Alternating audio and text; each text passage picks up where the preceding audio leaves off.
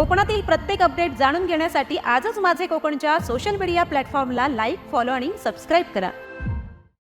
रत्नागिरी जिल्ह्यातील दापोली तालुक्यातील दाभिळ गावातील कोडजाई खाडीत मोठ्या प्रमाणात अवैध वाळू उत्खनन सुरू असल्याचा धक्कादायक प्रकार समोर आला आहे। सक्शन पंपाच्या माध्यमातून सुरू असलेल्या उत्खननामुळे शासनाचा लाखो रुपयांचा महसूल बुडत असल्याची शक्यता व्यक्त केली जात आहे।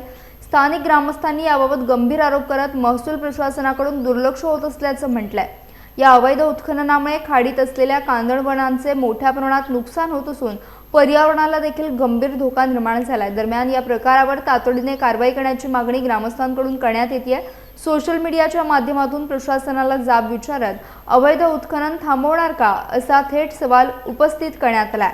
या गंभीर प्रकाराकडे प्रशासन कधी लक्ष देणार आणि संबंधितांवर काय कारवाई होणार याकडे आता संपूर्ण परिसराचं लक्ष लागलंय।